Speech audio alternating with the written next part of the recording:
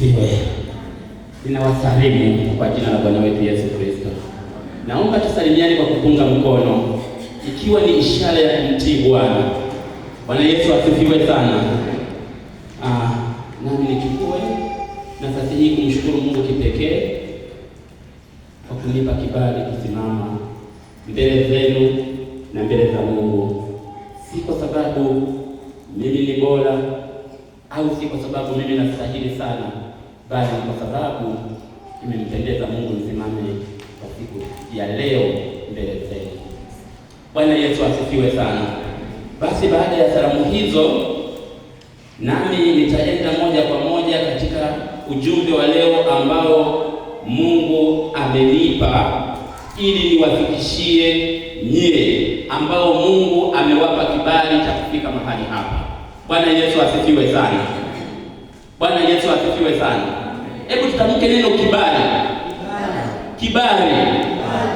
Bila shaka ni neno la kawaida sana ambalo tumelizoea, lakini hili neno lina maajabu kadha wa kadha. Sema lina maajabu kadha wa kadha. Hili neno kibali. Sasa somo la kichwa kwa anayeandika, nguvu ya kibali. Somo langu nimelipa, kichwa cha somo nimelipa nguvu ya kibali. Bila shaka kibali, hakuna mtu asiyetumia kibali. Neno kibali limekuwa likitumika majumbani mwetu, limekuwa likitumika mabarabarani, limekuwa likitumika maofisini. Kila kona hili neno linatumika kibali. Hata hapa mahali tulipo tumepata kibali kufika mahali hapa. Bwana Yesu asifiwe sana. Sasa nataka nijikite nini maana ya kibali. Nini maana ya kibali? Neno hili kibali, nimesema ni neno la kawaida sana ambalo tunalitumia majumbani, ambapo pia tunalitumia sehemu mbalimbali. Hata mahali hapa ni kwa sababu tu Mungu ametupa kibali, ndiyo maana tumefika mahali hapa. Lakini kuna mtu ameshindwa kufika mahali hapa, maana yake hajapata kibali hicho cha kufika mahali hapa. Bwana Yesu asifiwe. Bwana Yesu asifiwe sana. Kama mtu ananielewa punge mkono. Amina. Nafikiri hapa tunaenda kwa pamoja. Mtu kama hajafika mahali hapa hajapata kibali. Lakini nataka nifafanue na neno lingine, neema. Sema neema. Neema inatolewa bure na inatolewa kwa mtu yoyote bila masharti yoyote. Bwana Yesu asifiwe. Na hata tulipoingia huko tumeingia pia kwa neema. Bwana Yesu asifiwe sana. Ninaomba nisikuache. Nataka niende taratibu. Neema inatolewa bure, lakini kibali pia kinatolewa bure. Lakini ili ithibitike kwamba ni kibali, ni lazima kuna gharama utazipitia. Bwana Yesu asifiwe.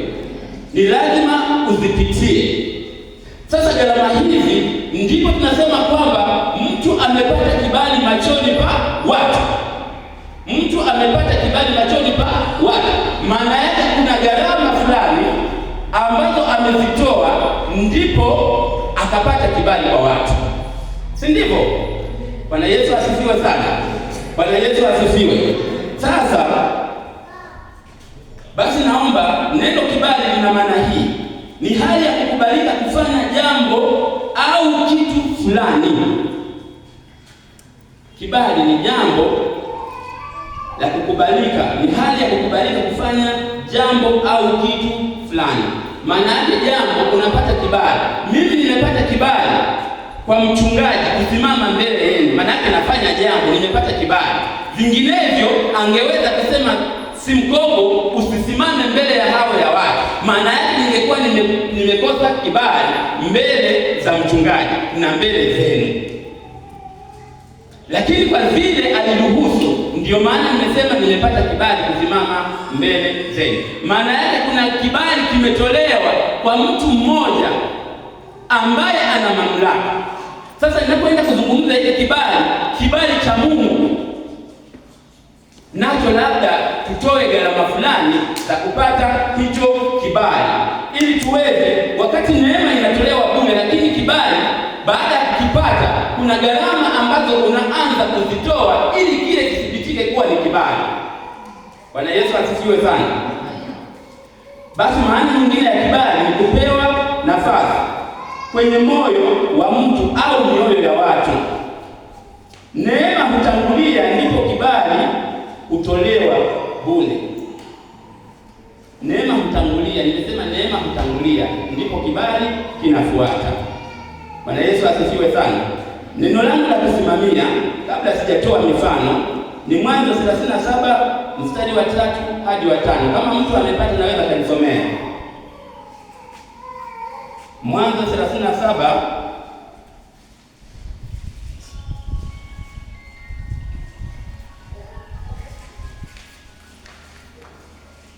kama mtu amepata Mwanzo 37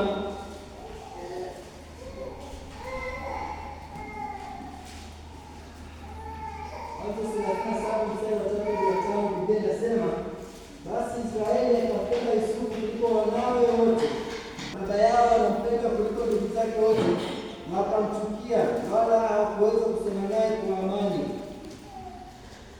Yusufu akaota ndoto, akawapa ndugu zake habari, nao wakazidi kumchukia. Amina. Wanawe wote, maana ni mwana wa uzee wake, akamfanyia kanzu ndefu. Ilikuwa ni vazi la heshima sana ambalo mtu alikuwa akifanyiwa, anafanyiwa mtu ambaye si wa kawaida. Mstari wa 4 anasema ndugu zake wakaona ya kuwa baba yao anampenda kuliko ndugu zake wote, wakamchukia, wala hawakuweza kusema naye kwa amani. Yusufu akaota ndoto, akawapa ndugu zake habari, nao wakazidi kumchukia. Bwana Yesu asifiwe sana. Nimesema neema ni tumepewa bure, lakini sasa hapa tunaona huyu Yusufu amepata kibali mbele ya baba yake, lakini ndugu wanainuka kumchukia kwa sababu ya kibali. Bwana Yesu asifiwe sana. Ndugu wanainuka, lakini kibali kinachotolewa na Mungu, hata ukimchukia huyo mtu mwenye kibali, unapoteza muda wako bure. Hiki ni kibali cha Mungu ambacho naenda kukizungumzia. Tunaona huyu Yusufu amepewa kanzu ndefu baada ya kupata kibali kwa baba yake, lakini hapa Biblia inaendelea kusema kwamba Yusufu alipewa kibali pia cha kutafsiri ndoto mbalimbali zilizokuwa zinatokea katika wana wa Israeli. Yeye alikuwa na uwezo wa kutafsiri hata mambo yajayo, alikuwa anaweza akatafsiri. Ndipo ndugu anainuka juu ya kibali ambacho amepewa na Mungu. Kufanya nini? Kwanza kumchukia. Nini kinatokea? Yusufu tunaona akiwa katika nyumba ya Potifa, yule mwanamke akainuka kataka kumbaka, kwa sababu Biblia inasema Yusufu alikuwa ni giant la mwanaume aliyekuwa mtanashati mzuri. Tunaona yule mke anaanza kumtamani baada ya kuona kwamba tayari ana kibali cha kutafsiri ndoto. Bwana Yesu asifiwe sana. Vita inainuka. Je, wewe kibali chako vita haiinuki? Hili ni swala la kuendelea kujihoji wapendwa. Unapokuwa na kibali ni lazima uwe makini. Sio kwamba ukipata kibali ndio hakuna misukosuko ipo. Tunaona huyu bwana Yusufu tayari misukosuko imeanza katika nyumba ya Potifa. Basi yule mwanamke anamsingizia kwa kutaka kumbaka Yusufu. Yusufu anakamatwa, anapelekwa gerezani.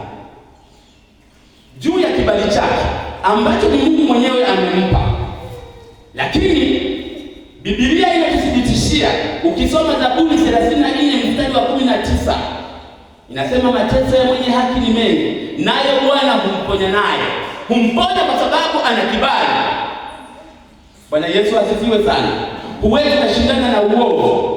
Yaani uovu hauwezi ukaushinda ukweli. Hata huyu Yusufu tunaona amepelekwa gerezani kwa kosa la kusingiziwa.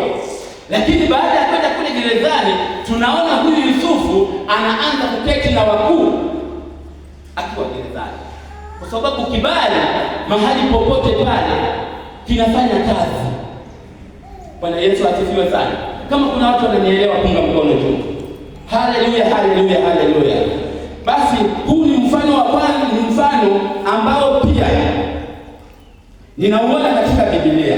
Lakini mfano mwingine ni habari ya Habili.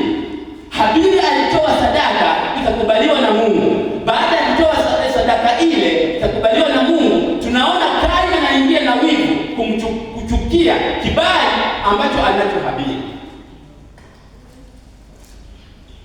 Ukishindana na kibali cha Mungu utakufa. Kibali cha Mungu sio cha kushindana nacho.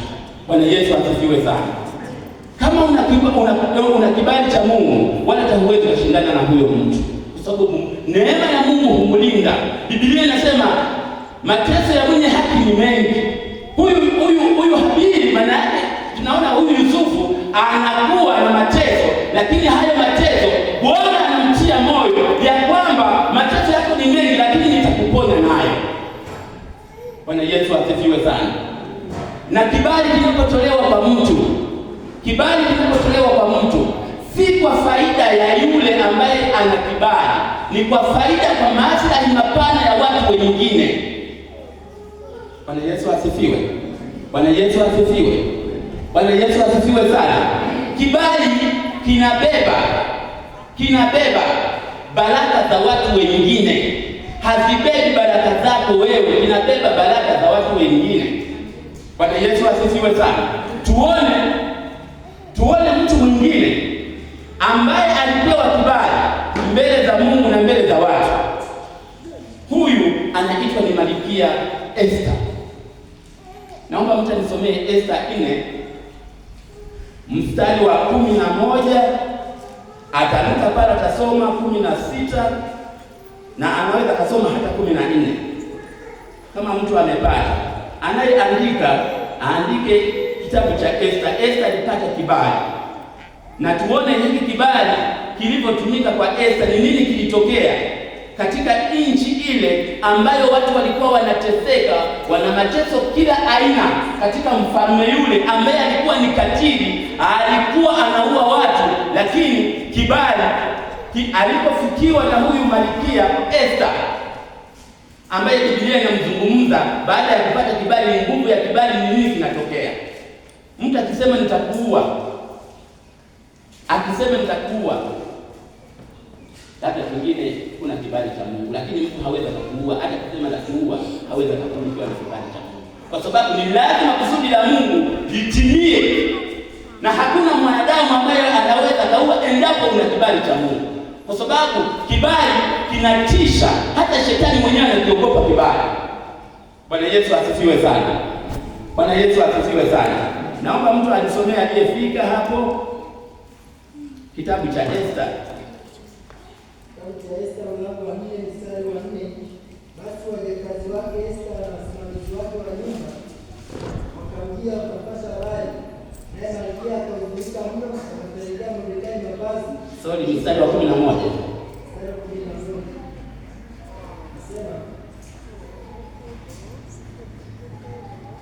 Watumwa wote wa mfalme wanajua sana, hata na watu wa majumba ya mfalme, ya kwamba mtu yeyote akiwa mwanamume au mwanamke atakayeingia mfalme katika ua wa ndani, wala hakuitwa, kuna sheria moja kwake, ni kwamba auawe, isipokuwa yeye ambaye mfalme atamrudishia fimbo ya dhahabu ili aishi.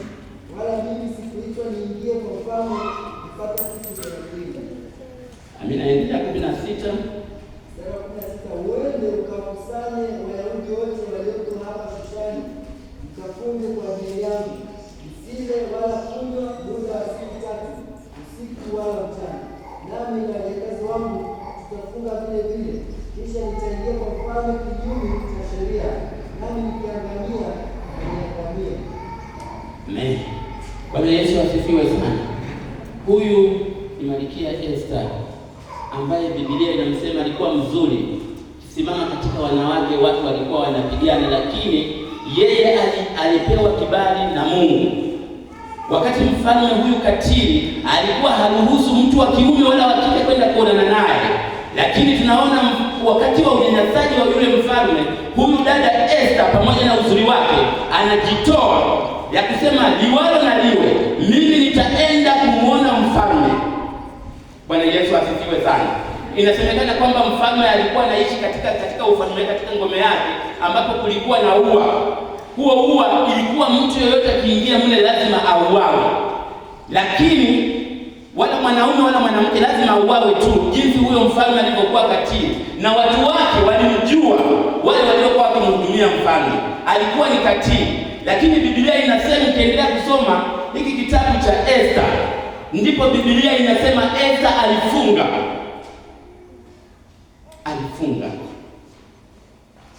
Alipofunga akapata kibali ya kusema mimi lazima niende nimuone mfalme na sitokufa. Bwana Yesu asifiwe sana. Tunapoangalia hili neno tayari tunaingia, tunakuta kuna ujasiri. Kumbe wajasiri watamuona Bwana. Mtu sipokuwa jasiri huwezi kumuona Bwana. Anasema vita hivyo havitoingia ufalme wa Mungu, bali vilivyo jasiri ndivyo vitakavyomuona Mungu. Ni lazima leo tusimame sawasawa kumtetea huyu Kristo wa mahali hapa, lakini huyu Kristo wa mbinguni. Bwana Yesu asifiwe sana. Bwana Yesu asifiwe sana. Lakini ukikaa legelege, sijui.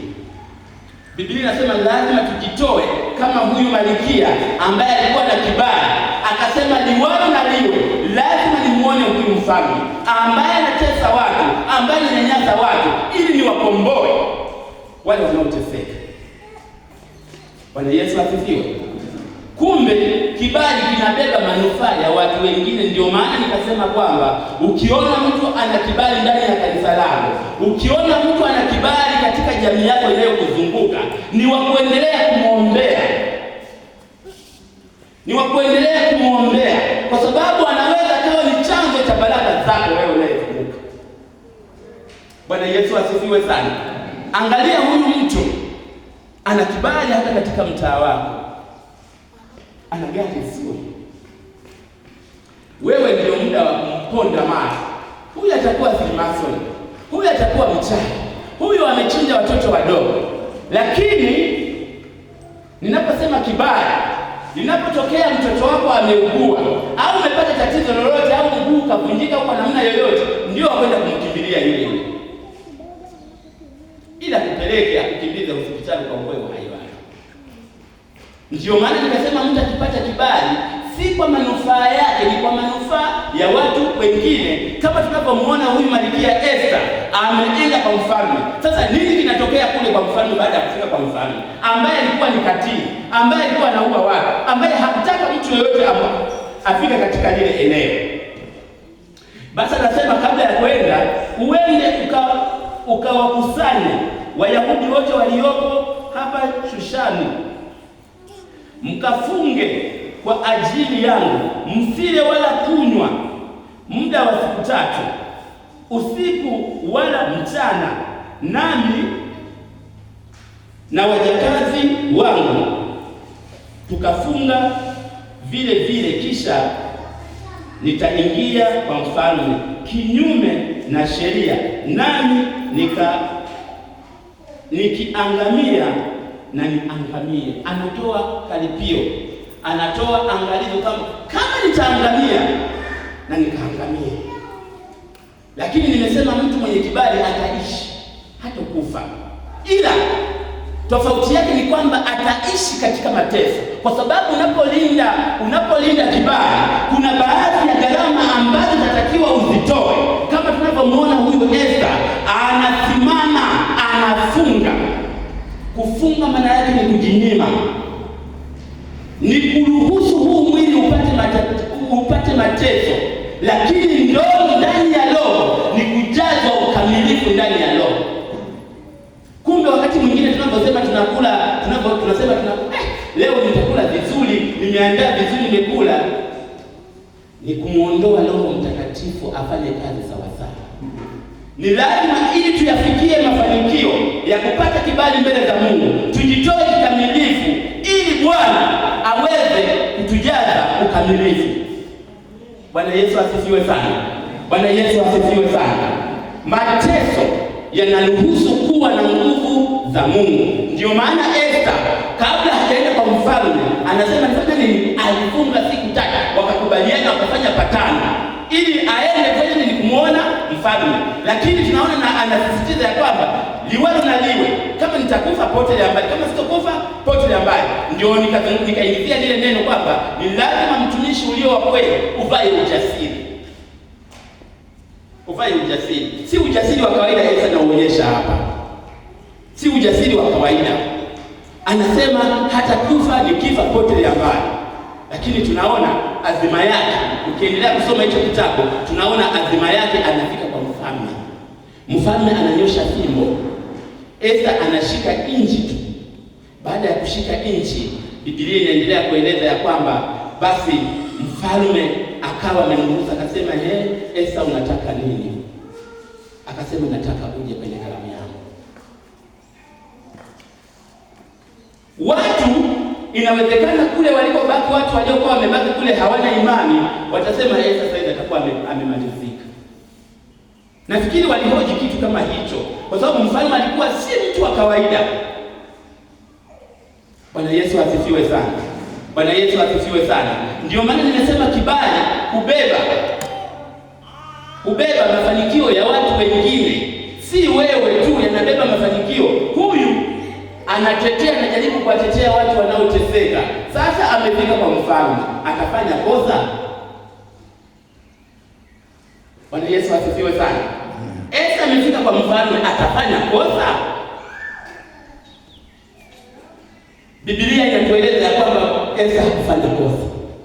Je, wewe leo wangesema kwamba labda pengine umefika kwa Mama Samia Ikulu, ambayo sio sehemu ya kawaida mtu wa kawaida kufika, umefika pale, ungesemaje? Kuna kila aina ya misukosuko mpaka hadi mkute rais. Sasa je, wewe umefika kule, ungefanyaje? Inawezekana kwa sababu hukufunga na kuomba, ingewezekana ungeteka tu. Leo nimekuona rais. Si ndivyo? Ungechukulia ni kitu sipo, kwa sababu hukutoa gharama yoyote. Lakini ungekuwa ulitoa gharama yoyote ya kufunga na kuomba, inafikiri pale kwanza ungefika pale ukakutana na huyo mfalme. Yaani usikosa jambo la kuzungumzia. Kwa mfano nachukulia mathalan kama hapa peke. Nafikiri ningesema rais, yaani kule kwetu maji hayapo, hata mwezi mzima unakaa barabara hamna. Ningeeleza vitu vingi kwa sababu nisingependa nifanye kosa, kwa sababu mfalme amenipa chance mara moja ya kutaka nijielezee mbele yake. Ningewatetea watu wangu niliowabeba. Licha ya kusema nilikuwa nateseka peke yangu, lakini ningewatetea watu wengi. Bwana Yesu asifiwe sana. Ndipo huyu Malkia Esta naye ndicho alichokifanya. Alipokutana na Malkia, alipokutana na mfalme akamruhusu sasa kwamba eleza unataka nini. Basi Esta akasema nataka watu wangu wakombolewe, waache mateso ambayo umewatesa kwa muda mrefu. Ndipo mfalme akasema ni sawa. Ndipo mfalme akamkubalia lile ombi lake. Watu wakaanza kukombolewa, watu wakaanza kuendesha mambo yao kwa uhuru, watu wakafanya kila jambo walilolifanya, watu wakafurahia yale maisha kwa sababu ya huyu mtu mmoja, kwa sababu ya huyu mtu mmoja aliyepata kibali mbele za Mungu, kwa sababu ya huyu mtu aliyetoa maisha yake kwa ajili ya watu wengine, aliyetumika kama daraja. Bwana Yesu asifiwe sana. Bwana Yesu asifiwe sana. Tusiwapige watu wenye vibali, hata huko kanisani wamo. Mungu anawajua. Tusiwapige mawe, tuwalinde. Tujaribu kujinyenyekesha kwao, tuwaombee, kwa sababu hawa ni msaada. Wamebeba maisha ya baadhi ya watu ambao wanateseka. Bwana Yesu asifiwe sana. Bwana Yesu asifiwe sana. Basi baada ya kueleza hivyo, tuone kwamba Mungu anapokupa kibali anakuwa na kusudi, na kusudi hilo lazima litimie. Hataweza kukuondoa mtu yoyote pasipo lile kusudi ambalo Mungu amekuachia litimie. Ukiona mtu anafanikiwa kukuondoa, basi lile kusudi ambalo Mungu aliruhusu au kile kibali chako alichokupa, basi kimefanya kazi yake. Kama tunavyomuona huyu mtumishi Esta, mwanamke jasiri, malkia aliyejitoa. Nikawa nawaza wakati naendelea kusoma, inawezekana hata sisi wenyewe hatukutani na mambo mengi, labda pengine kwa sababu tumezembea katika kumtumikia huyu Mungu. Angalia, maelekezo yametoka madhabahuni kwamba tufunge siku 21. Lakini wala hatuna habari. Wala hatujui kama kuna maombi. Wangapi wanajua kwamba kuna maombi ya siku 21? Mungu awabariki sana ambao mnajua kwamba kuna maombi. Kanisa la leo, shetani amekamata kibali chako ili usimtumikie Mungu, ili uendelee kuteseka katika maisha haya. Tuombe neema ya Mungu. Mungu aturejeshe kibali chetu ili tuweze kumtumikia huyu Mungu. Tuweze kumtumikia huyu Mungu. Sauti zinapotoka madhabahuni tuzisikilize kama hawa walipopewa maelekezo. Esta akasema tufunge kwa muda wa siku 3. Naamini walikubaliana, ndio maana Esta alienda kupata kibali. Hakuna kitu tunachoweza kukipata pasipo gharama. Nakwambia, utaombewa kila kanisa, utaingia kila lango, utapewa kila aina ya hivyo wanavyoviita vitu vya upako, lakini havitokusaidia pasipo kufunga na kuomba, pasipo kujitoa dhabihu. Bwana Yesu asifiwe sana. Ni lazima tuchukue mateso ili tuufikie ule ukuu ambao Esta anaufikia. Hata mafanikio haya, ukiona mtu ana mafanikio, usifikirie tu kwamba huyu mtu labda pengine anaenda kwa waganga sana. Usifikirie kwamba huyu mtu labda pengine ana njia za mkato. Watu wanafunga na kuomba. Ili kukutana na baraka za Mungu ni lazima ufunge na kuomba. Ukisoma Timotheo ile 1 mstari wa 2 wa kwanza, anasema mambo yote, anasema tufanye mambo yote kwa sala na dua. Yaani tuanzie dua, kila kitu kiwe ni sala, kila kitu kiwe ni sala. Ndipo kwenye sala kuna ulinzi ambao shetani hawezi kuuharibu.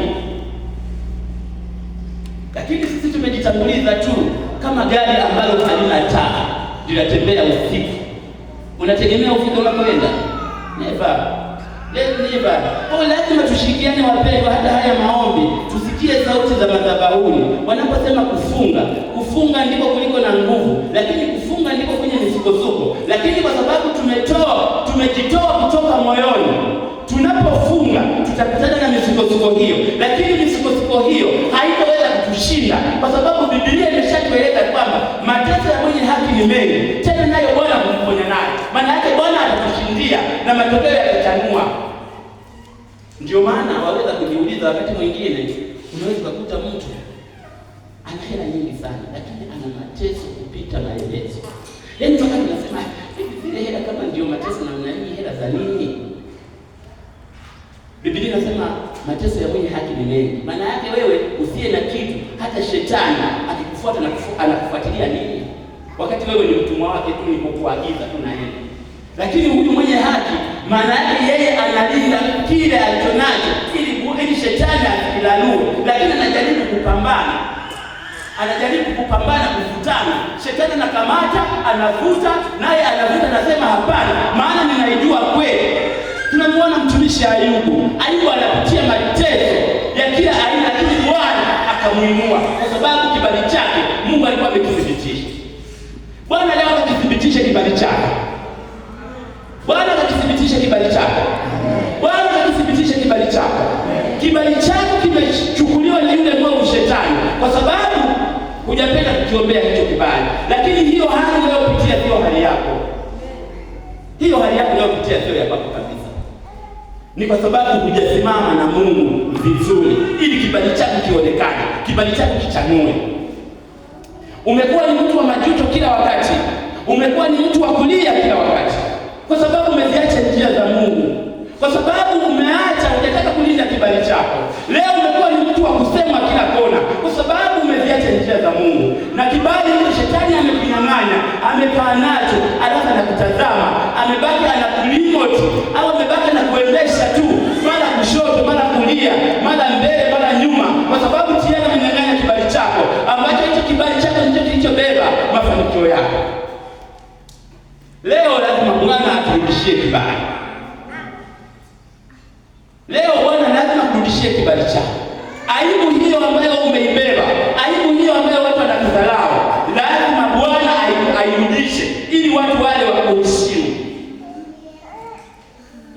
kuheshimu. Kama huyu Esther alijikana, kibali kikaendelea, akajitoa, na sisi lazima tujitoe ili Bwana turudishie vile ambavyo ametuhaibisha kwa muda mrefu, lakini kwa sababu tuliviacha njia zake. Bwana Yesu asifiwe sana. Na inapoenda kumaliza, kibali katika maisha ya kawaida kimebeba vitu vifuatavyo ambavyo baadhi nimeshavielezea. Kibali kimebeba mafanikio. Unapokuwa na kibali lazima uwe na mafanikio. Bwana Yesu asifiwe sana. Bwana Yesu asifiwe sana. Kibali kimebeba nini? Mafanikio. Lazima mafanikio yaonekane tu. Hiyo ni kazi ya kibali. Kama unaona huna mafanikio, kama unaona huna misukosuko katika maisha yako, kama unaona yani wewe ni kila kitu ni sawa tu, endelea kumuomba Mungu akuondolee hiyo hali. Au katika hali yako inawezekana, ndio maana hata sura yako iko hivyo, hata maisha yako iko hivyo. Kibali kinapokuwa kimebeba mafanikio, basi kuna kila aina ya vituko ambavyo vinakuandama.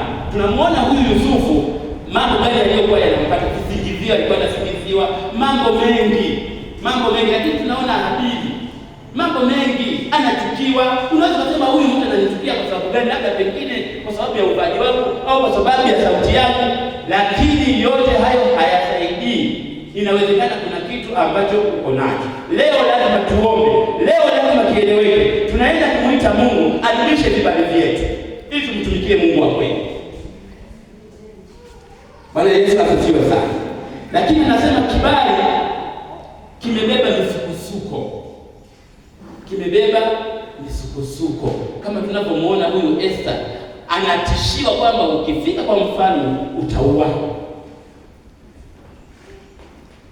Anajitoa, anasema potelea mbali, nikafe tu. Kama watu kuteseka ndio namna hii, wacha nikafe. Ndipo anamfikia mfalme. Lakini kibali, anasema sasa kazi za kulinda kibali. Kibali lazima kilindwe. Unapogundua kwamba una kibali, lazima ujihusishe na mambo yafuatayo. Ndipo kibali chako kitaweza kujidhihirisha. Kitu cha kwanza ni uaminifu. Lazima uwe mwaminifu. Huwezi kuleta kibali kama si mwaminifu. Lazima uwe mwaminifu. Anasema uwe mwaminifu mpaka kufa. Kama huyu Esther anavyosema kwamba kama ni kufa potelea mbali. Kwa sababu kufa ni faida, kuishi ni Kristo. Maana kuishi ni Kristo, kufa ni faida.